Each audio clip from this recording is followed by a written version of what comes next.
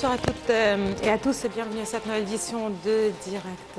Depuis le déclenchement de la guerre à Gaza, le président Abdel Fattah el-Sisi poursuit les consultations avec les dirigeants internationaux mais aussi régionaux pour trouver une solution définitive à cette crise, mais aussi garantir l'acheminement de l'aide humanitaire à Gaza. Ce soir, nous allons parler de ce dossier, mais on commence aussi avec la rencontre qu'a eu aujourd'hui le chef de la diplomatie Sameh Shoukry avec son homologue saoudien. Je rappelle que le chef de la diplomatie Sameh Shoukry a une fois de plus appelé à un cessez-le-feu immédiat et durable dans la bande de Gaza lors d'une conférence de presse avec son homologue saoudien, le prince Faisal bin Farhan. Sameh Shoukry a déclaré qu'ils ont tous les deux examiné un nombre de dossiers d'intérêt commun tels que la guerre à Gaza, la question palestinienne dans sa totalité et les derniers développements survenus dans la mer Rouge et le Yémen. Sameh Shoukry a souligné que la liberté de la navigation et du fret international dans la mer Rouge est l'un des principes que tout le monde devrait respecter. Sameh Shoukry a d'autre part indiqué avoir examiné avec son homologue saoudien le dossier du barrage éthiopien de la Renaissance, affirmant qu'ils se sont accordés à poursuivre la voie de négociation pour aboutir à un règlement de cette crise. Évoquant le conflit soudanais, M. Shoukry a affirmé qu'il s'est accordé avec le prince Faisal sur la nécessité d'un cessez-le-feu immédiat afin de permettre l'acheminement des aides humanitaires aux Soudanais ainsi que sur l'importance d'aboutir à un règlement politique au conflit. De son côté, le chef de la diplomatie saoudien, le prince Faisal bin Farhan, a déclaré que son entretien avec M. Shoukry a principalement porté sur les relations bilatérales et sur les dossiers régionaux et internationaux d'intérêt commun, ainsi que sur l'action interarabe. Le prince Faisal a également indiqué que son pays aspire à poursuivre la coordination avec le Caire dans tous les domaines. Évoquant la situation à Gaza, le prince Faisal a exigé un cessez-le-feu immédiat pour permettre l'acheminement des aides humanitaires aux Palestiniens dans la bande de Gaza et pour nouer la voie à un règlement politique du conflit.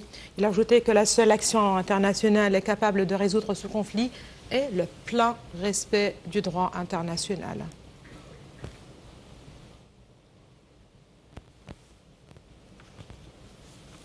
Je rappelle à présent que depuis le début de cette guerre, de la guerre à Gaza, l'Égypte est sous les projecteurs de la scène internationale pour son rôle de médiateur.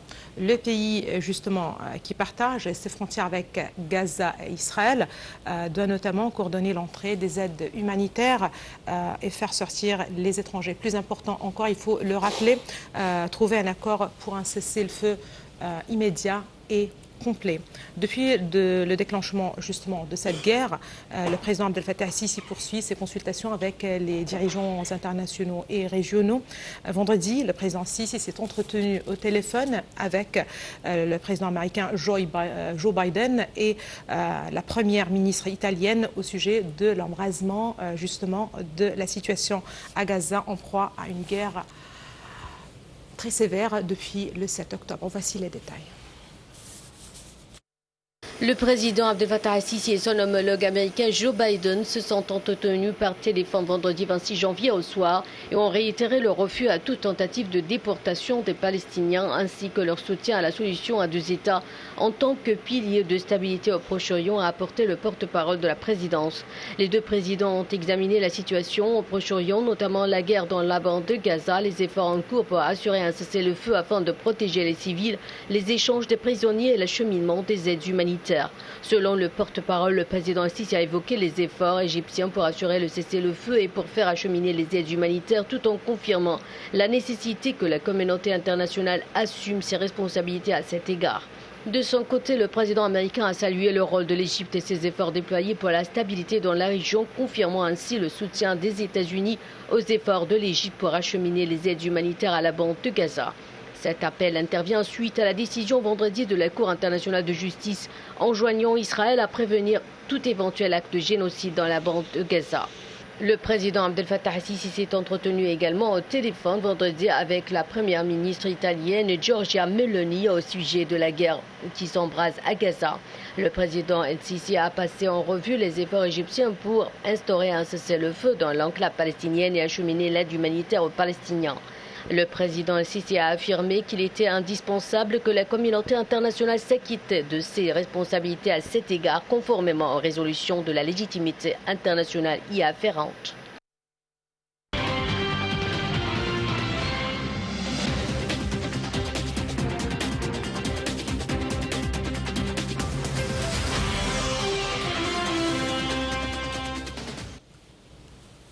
Et là, à présent, pour plus de précisions sur ce dossier, nous avons le plaisir d'avoir avec nous en ligne, en direct, Dr Hani Abdelaziz, ancien sous-secrétaire général des Nations Unies. Bonsoir, Dr Hani Abdelaziz.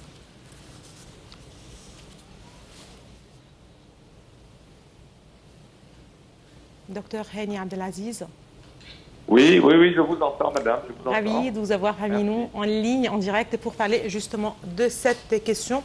On parle de l'actualité à Gaza, mais surtout de l'importance de parvenir à un cessez-le-feu, à une solution plus ou moins rapide à cette crise humanitaire.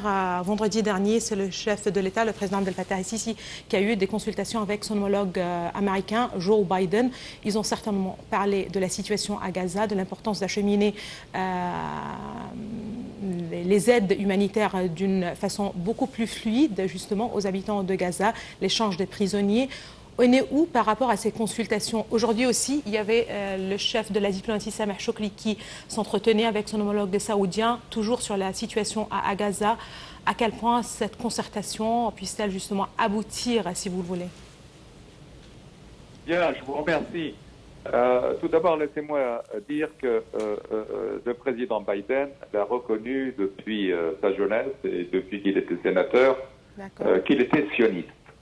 Donc, il ne l'a jamais caché, il le dit carrément, ouvertement, ainsi que son secrétaire d'État, M. Blinken. Donc, moi, je ne m'attends pas de leur part à une situation juste et équitable envers les Palestiniens. Ils limitent leur discussion avec l'Égypte à la question de l'assistance humanitaire. La question est plus large. La question d'abord est une question de cessez-le-feu pour arrêter le massacre d'enfants et de femmes, et surtout de femmes enceintes. On vient de l'apprendre par l'UNICEF. Donc, ce qui représente tout de même un des aspects du massacre ou du génocide qui se déroule ou qui se prépare dans la bande de Gaza. Limiter la question palestinienne des discussions aujourd'hui à l'assistance humanitaire n'est pas suffisant. Il faut le cessez-le-feu pour permettre une solution permanente de la question palestinienne. C'est une occasion sans précédent.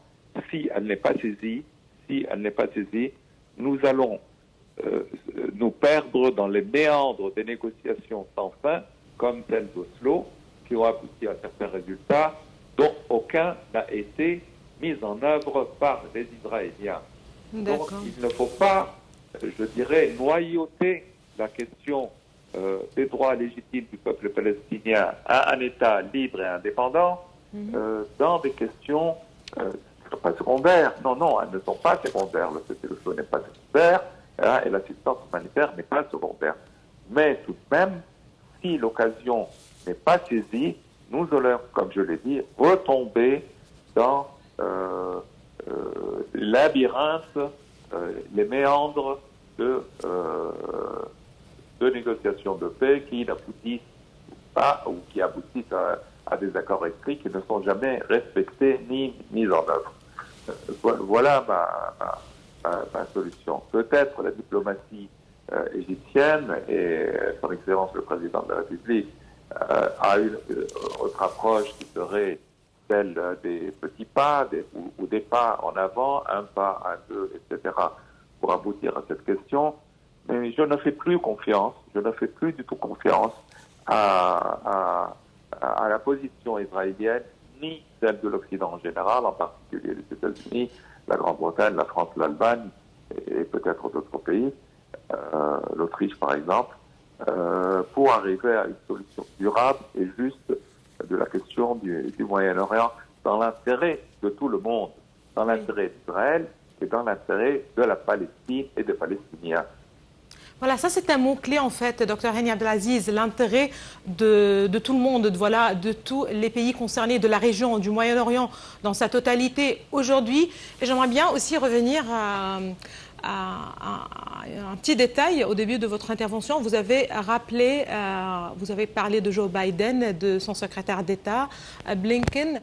Est-ce que avec un changement de l'administration américaine, il pourrait y avoir aussi un certain changement vis-à-vis de la question palestinienne, de cette crise israélo-palestinienne aujourd'hui? Parce qu'on connaît tous que plus ou moins l'administration américaine a tendance de garder la même politique étrangère, surtout vis-à-vis de la question israélo-palestinienne. Est-ce qu'aujourd'hui, vous trouvez que l'administration actuelle pourrait avoir un impact plus ou moins différent par rapport à cette question? Avec le changement de cette administration, on pourrait avoir un certain essor, une certaine, je ne sais pas comment dire, mais en fin de compte, une solution qui pourrait s'imposer? Au risque de vous décevoir, madame, je ne le pense pas. D'accord. La politique des États ne se fonde pas sur une politique de personne. Elle se fonde sur la stratégie à moyen et long terme du pays. La position américaine, et je viens de lire ce matin un long document officiel du département d'État américain concernant la question de la Palestine, document qui remonte à 1945, c'est-à-dire même avant l'établissement de l'État d'Israël, oui, même avant, il parlait des intérêts américains d'avoir un État juif en Palestine. Donc, ce sont des stratégies d'État. Elles ne dépendent pas de M. Netanyahou, ni de même M. Netanyahou. Vous pensez que M. Rabin, qui a été tué par un extrémiste israélien, pensait aux intérêts des Palestiniens plus qu'à l'intérêt d'Israël? Absolument pas. Il ne faut pas se laisser prendre par des personnes et leurs positions personnelles. Nous le savons, ça peut changer un peu de style ici et là. Mais les pays ont des plans qui s'étendent jusqu'à 100 ans, 50 ans. Je vous rappellerai par exemple que la première idée de l'État, de la création d'un État juif, donc Israël en Palestine, remonte à 1897, à la réunion de Basel, qui a été organisée par Herzog. Et il a dit, dans 50 ans, nous aurons établi un État juif en Palestine. Ça lui a pris 51 ans exactement. Voilà, les pays fonctionnent comme ça. Ils ne fonctionnent pas du coup à coup pour résoudre un problème aujourd'hui et demain. Non, ces pays ont une stratégie, ils ont des institutions qui déterminent la stratégie à moyen et long terme. Je vous ai dit, ça a pris 50 ans de discussions et de tentatives jusqu'à la création de l'État d'Israël. Donc les objectifs restent bien sûr confidentiels et secrets et ne sont pas toujours exposés. Mais je vous répète, je viens de lire ce matin ce document de 1945 déclassé, c'est un document confidentiel mais qui a été déclassé 50 ans après, et qui parle de l'intérêt américain à avoir cet État dans cette région du monde. C'est triste, mais ceci dit, et justement vis-à-vis de cette politique constante, au regard certainement de l'histoire et de tous les détails que vous venez aussi de préciser à présent, les organisations internationales, le Conseil de sécurité, les Nations Unies, et voilà aussi la Cour internationale de justice. Je vais mettre de côté pour un moment la Cour internationale de justice, mais retour aux organisations internationales, retour à l'ONU, au Conseil de sécurité, et justement à quel point ces organisations sont-ils capables aujourd'hui de remplir la mission pour laquelle elles ont été créées, le rôle pour lequel les Nations Unies ont été créées, garantir la stabilité, la sécurité et la stabilité dans le monde. Aujourd'hui, on peut dire ouvertement qu'il pourrait y avoir un certain recul par rapport à cette mission. Mais pour le Conseil, mais pour la Cour internationale de justice, à quel point aussi ces recommandations sont-ils imposantes? Je pose la question puisque c'est l'Égypte certainement qui a accueilli favorablement la décision de la Cour internationale de justice d'imposer des mesures pour la protection des Palestiniens à Gaza et la permission de l'acheminement de l'aide humanitaire. Bien, je commencerai par la fin. Oui, bien sûr, le jugement préliminaire de la Cour internationale de justice n'est pas mauvais du tout. Il est bon. On critique un peu qu'il n'a pas parlé du génocide, mais il en a parlé indirectement, comme si c'était du génocide. Hein, et on verra dans 1 an ou 2 ou 3 quelle sera sa décision finale et quelles seront les réactions et les pressions américaines sur les membres. Il est étonnant, par exemple, que la juge ougandaise soit la seule qui ait voté contre toutes les décisions sans exception. Ça m'étonne beaucoup et ça devrait être soulevé au niveau... La Cour n'est pas supposée être politisée, je comprends. Mais tout de même, la question devrait être soulevée au niveau de l'Union africaine. Donc, je réponds à cette question.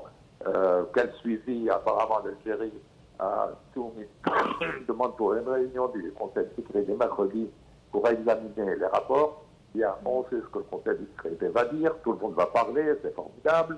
Hein, et puis, en tous les cas, il y aura un veto américain. D'accord. Donc, mais ça ne veut pas dire qu'il ne faut pas essayer, ça ne veut pas dire qu'il ne faut pas inscrire tout cela dans l'histoire et dans les annales des Nations Unies. Donc maintenant, je passe à la question du rôle des Nations Unies.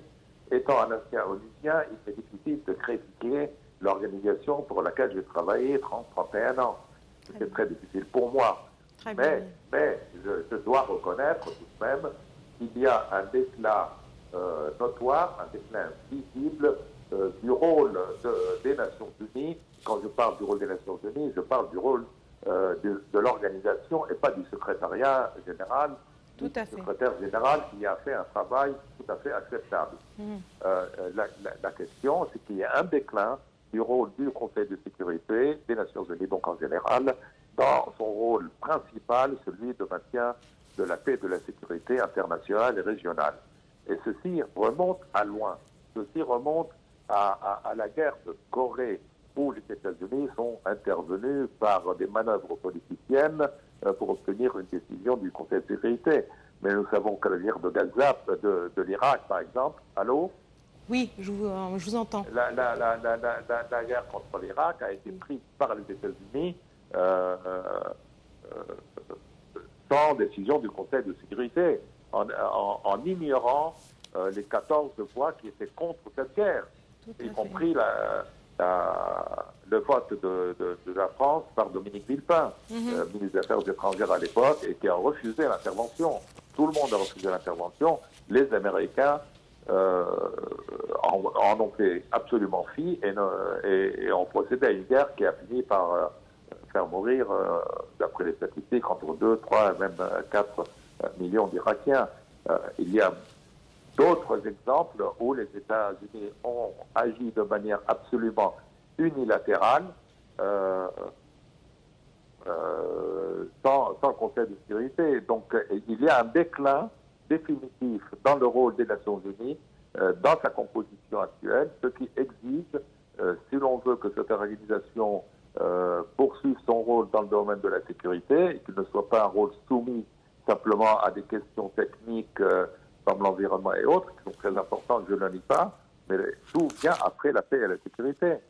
Des réformes sont exigées, elles sont à l'étude depuis des dizaines d'années et n'aboutissent pas, parce qu'il y a ce droit des 3 pays principaux, enfin des 5, mais surtout des 3 principaux pays occidentaux qui bloquent tout progrès et qui veulent continuer à maintenir leur mainprise sur et leur hégémonie mondiale de cette manière, en oubliant que des pays émergents comme l'Inde, comme le Brésil, comme l'Afrique du Sud devraient avoir un rôle plus important dans le maintien de la paix et de la sécurité internationale et régionale. Cela donc est tout à fait oublié. Oui. Il faut penser sérieusement, s'il y a de la bonne volonté de la part de ces 3 pays, de procéder à une réforme fondamentale du système de prise de décision au Conseil de sécurité. Voilà, ça c'est un mot-clé. Je termine en fait avec ce mot-clé qu'il faut y avoir cette volonté. Je vous remercie infiniment. Dr Hani Abdelaziz, vous êtes ancien sous-secrétaire général des Nations Unies. Merci beaucoup de vos précisions. Là, Madame, Monsieur, on enchaîne justement avec cette décision de la Cour ou les recommandations de la Cour internationale de la justice. Je rappelle que l'Égypte a accueilli favorablement cette décision de la Cour internationale de justice d'imposer des mesures pour la protection des Palestiniens à Gaza et la permission de l'acheminement de l'aide humanitaire immédiatement. C'est ce qu'affirmait vendredi justement dernier un communiqué du ministère égyptien des Affaires étrangères.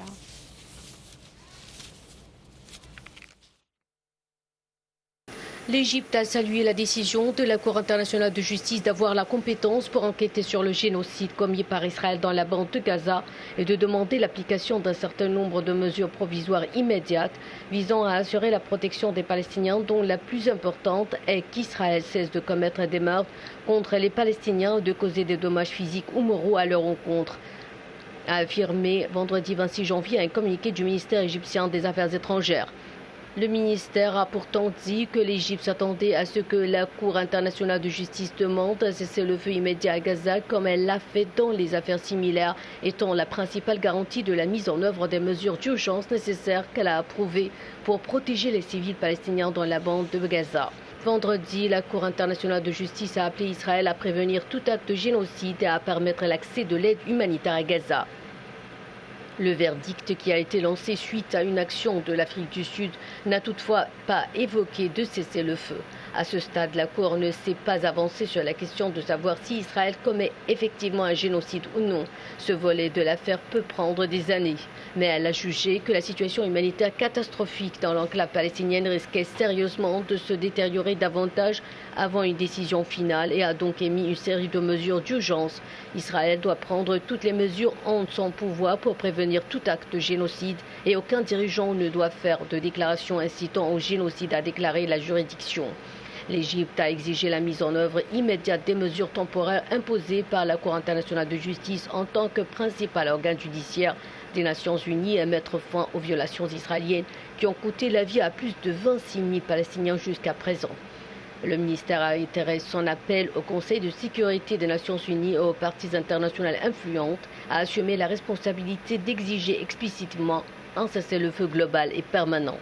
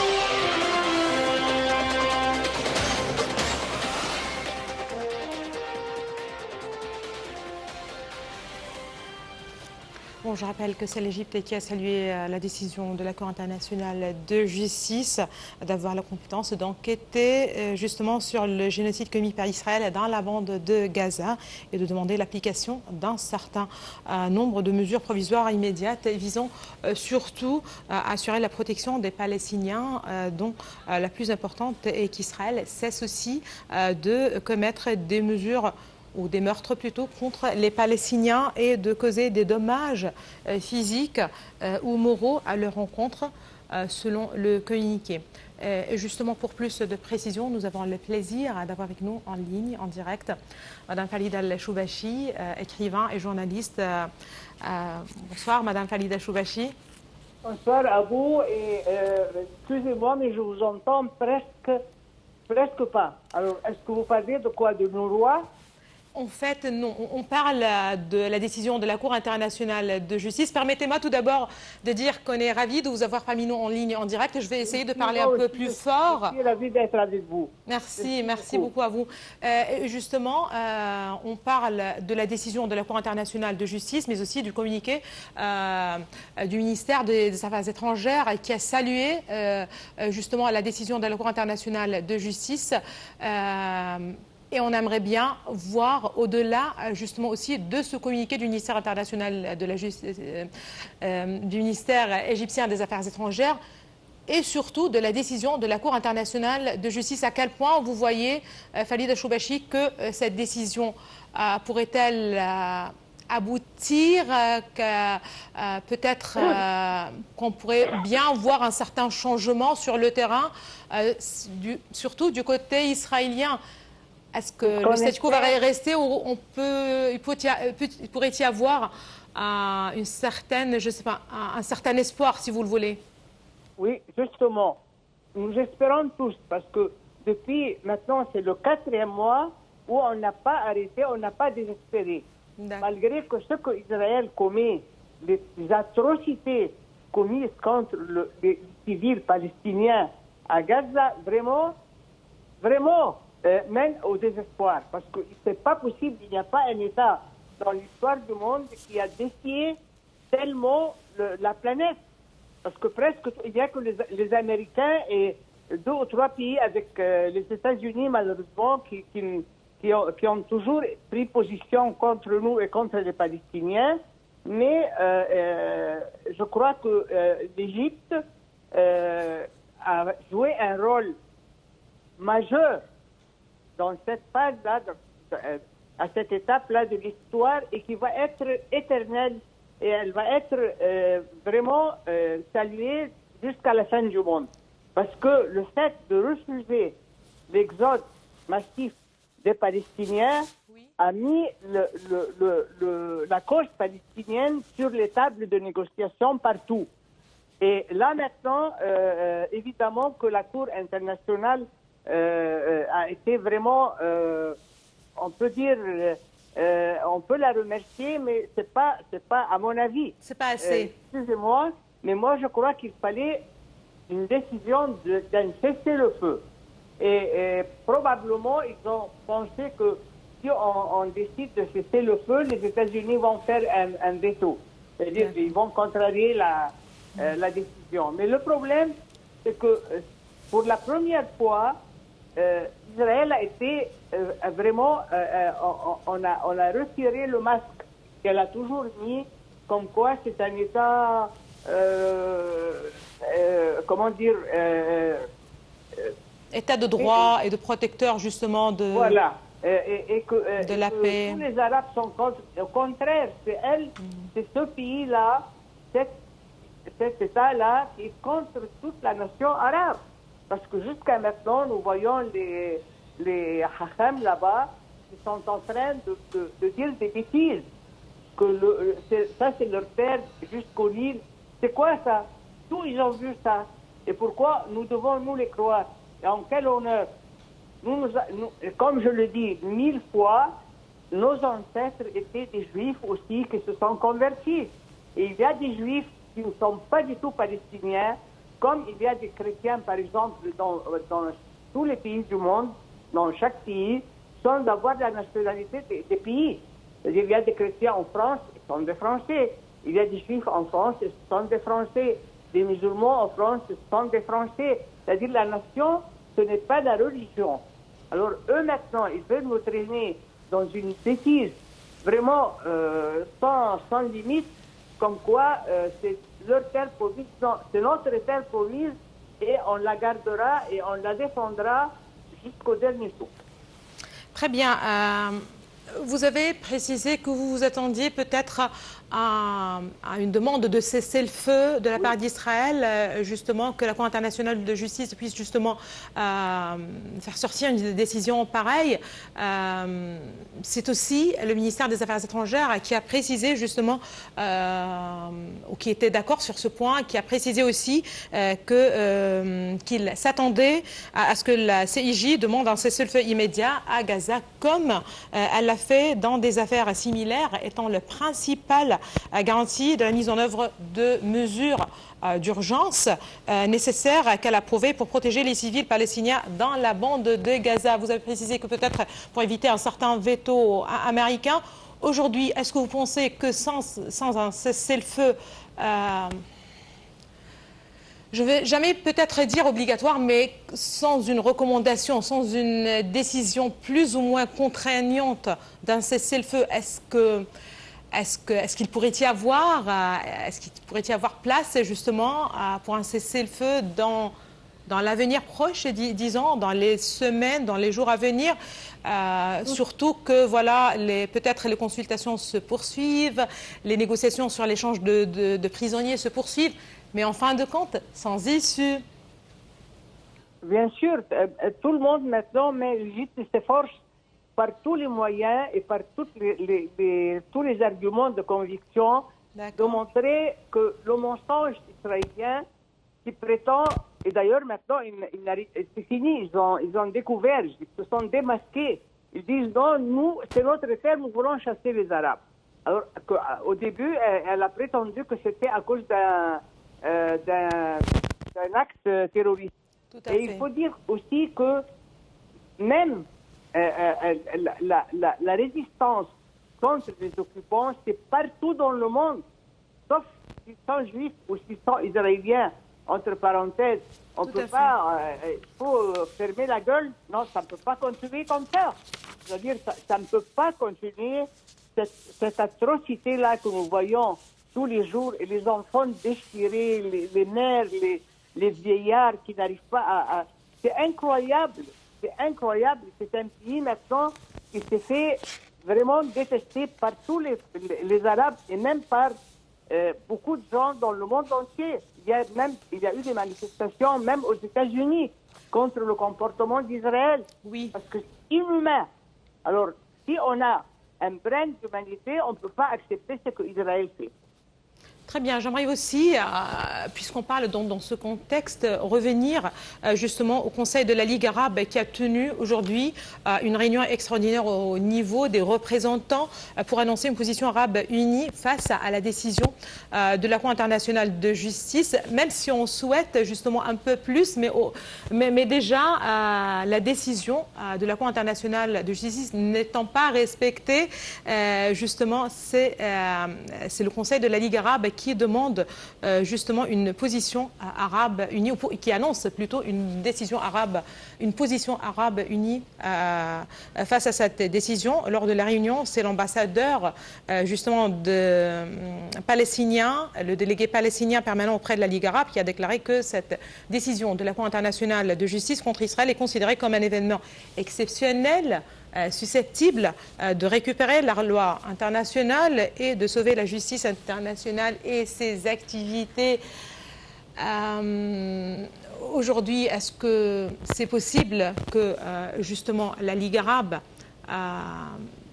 l'Union africaine, voilà, les organisations régionales puissent aussi avoir un certain rôle en ce sens? Madame Falida Choubachi, est-ce que vous m'entendez? Je n'ai pas entendu la fin de ce que vous avez dit, mais je veux vous dire quelque chose de très important.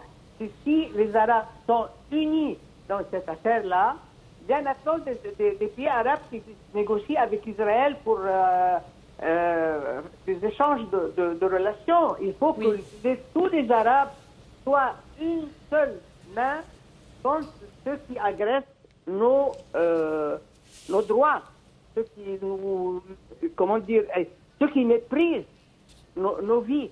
Ça, c'est incroyable. Tout à fait. Si c'était quelqu'un d'autre qui avait fait... Regardez, par exemple, aujourd'hui, il y a un deuil aux États-Unis parce qu'il y a 3 soldats qui sont morts. Alors nous avons maintenant presque 30 000 martyrs à Gaza. C'est pas vrai. Plus les blessés. Alors, j'espère que les Arabes il y aura une prise de conscience colossale et globale pour qu'on dise non, nous, on ne permet pas de continuer à ravager les pays arabes. Merci beaucoup à vous. Khalid El-Choubachi, vous êtes écrivain, journaliste. Merci beaucoup de vos précisions. Madame, monsieur, une petite pause et on se retrouve juste après.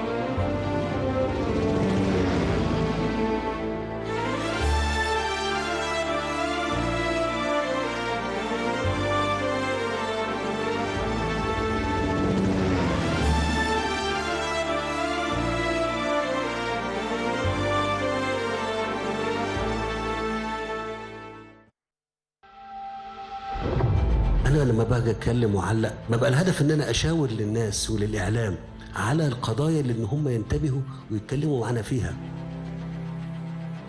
الريف المصري هيسمع في القطاع الصحي إزاي؟ لما أنا أخش على كل الترع اللي موجودة وأعمل لها تبطين، يا ترى يزود حجم الإصابة المحتملة للأمراض اللي بتيجي من ده ولا لأ؟ لما أنا أعمل الصرف الصحي في خلال 3 سنين اللي بتمنى إن إحنا نقدر نعمل كده، ويا رب يعيننا على كده. الصرف ده ما بيترميش في أي حتة. يا ترى بقى تأثير ده على المصارف بتاعتنا هيبقى عامل إزاي؟ وتأثيره على الصحة العامة يا دكتورة هيبقى عامل إزاي؟ إحنا عاملين حسابنا في حاجة واحدة بس. إيه يا دكتور مصطفى؟ التمويل. اللي هو كان عبء الأعباء على أي حكومة إنها تحل مسألة. هنجيب فلوس منين؟ لكن اللي أنا مش قادر أعمل له حساب هو الشكل اللي موجود فيه حال البناء والتخطيط العمراني اللي موجود في الريف. احنا جادين في مواجهة تحدياتنا. دورنا كحكومة ودورنا كمؤسسات ودورنا كمجتمع مدني ان احنا ناخد بإيد الناس في مصر لمستوى أفضل.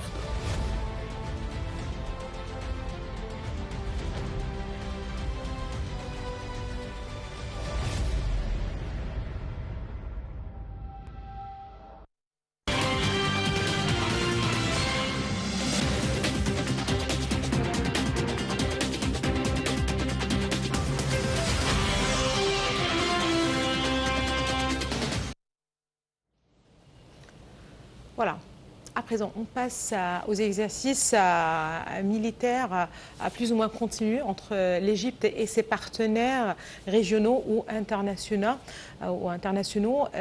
Justement, ce sont les armées indiennes et égyptiennes qui ont entamé ce samedi, 27 janvier, un exercice militaire de 11 jours en chasse en Égypte pour élargir leur engagement bilatéral en matière de défense et de sécurité. Il s'agit de la 2e édition de l'exercice égypto-indien Cyclone. Cet exercice vise à développer la coopération militaire, à renforcer certainement les liens et atteindre les objectifs de sécurité communs. Les armées indiennes et égyptiennes ont commencé lundi un exercice militaire de 11 jours à Anchass, en Égypte, conformément à l'objectif global des 2 pays d'élargir leur engagement bilatéral en matière de défense et de sécurité. Le contingent indien comprenait 25 membres du régiment parachutiste lors de la deuxième édition de l'exercice indo-égyptien Cyclone. L'armée a déclaré que l'exercice offrirait aux deux contingents l'occasion de renforcer leurs liens et de partager leurs meilleures pratiques. Il servira également de plateforme pour atteindre des objectifs de sécurité communs et favoriser les relations bilatérales entre deux nations amies, a indiqué l'armée dans un communiqué. L'exercice implique la planification et l'exécution d'opérations spéciales dans des domaines sous-conventionnés qui se dérouleraient en 3 phases. L'armée a indiqué dans un communiqué que la première phase comprendra des expositions militaires et des interactions tactiques, alors que la deuxième phase se concentrera sur la formation pour la lutte contre les engins explosifs improvisés et les premiers secours au combat. La troisième et dernière phase comprendra des exercices tactiques conjoints basés sur des combats en zone bâtie et des scénarios de sauvetage d'otages.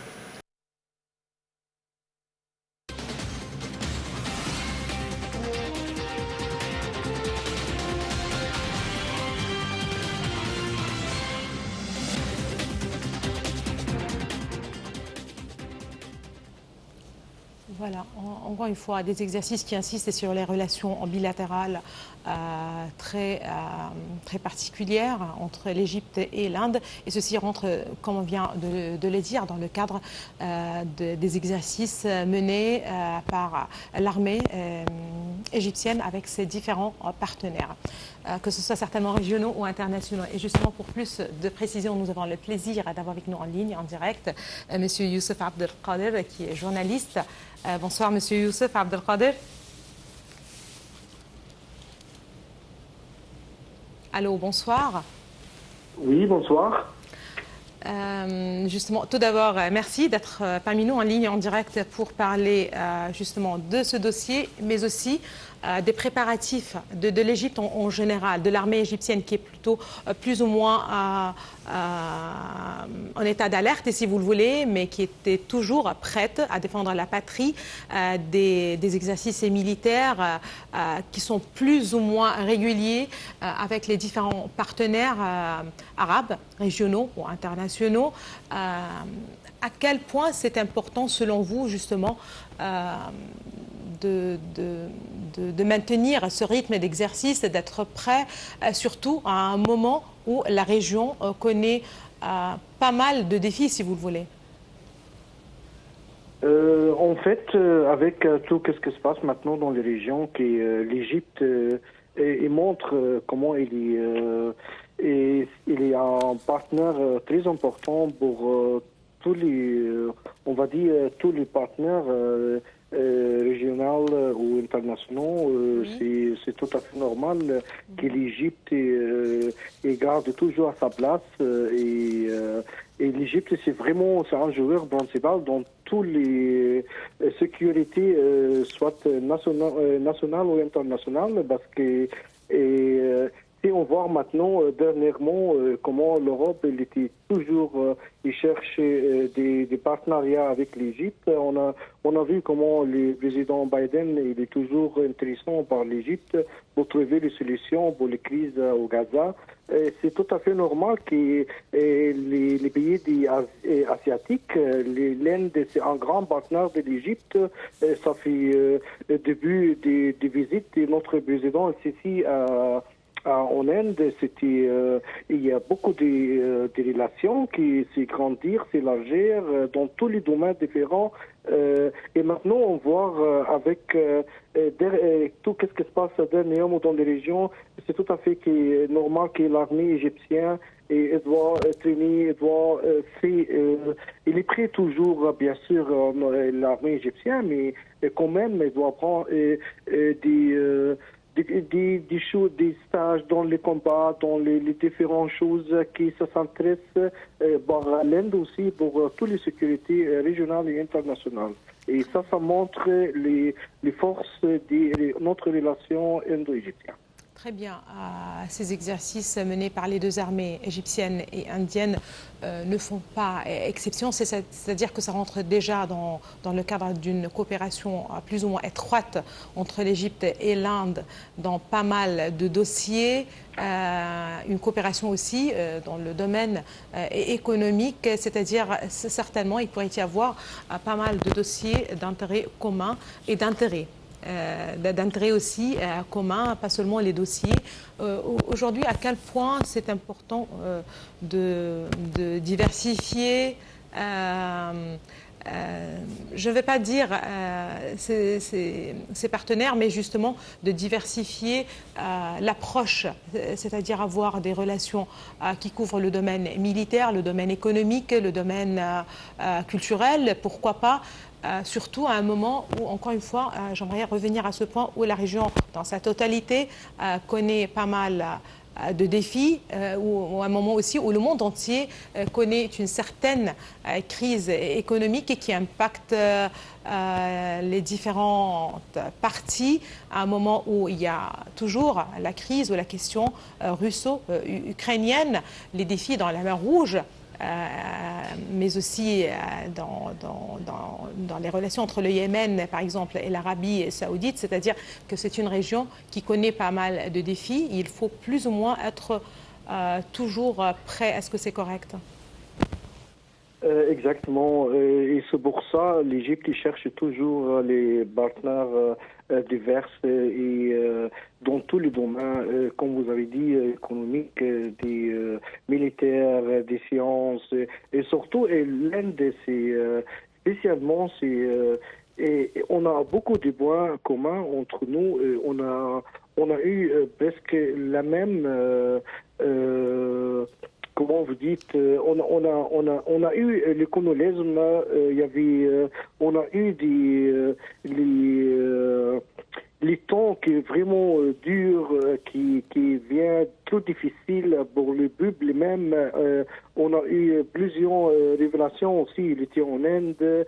C'est tout à fait, il y en a beaucoup de points communs entre l'Égypte et l'Inde, et ça donne, même dans les civilisations indiennes aussi, ils sont anciens, ils sont de l'histoire, il y a des choses communes beaucoup entre l'Égypte et l'Inde. C'est pour ça, maintenant, on prend beaucoup d'expérience ensemble, on change beaucoup de l'expérience, surtout dans les secteurs aussi d'énergie.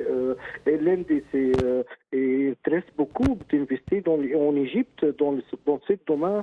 Et voilà, on a eu dernièrement comment il y avait beaucoup de collaboration et surtout, comme vous avez dit, qu'il y a beaucoup de défis dans les régions.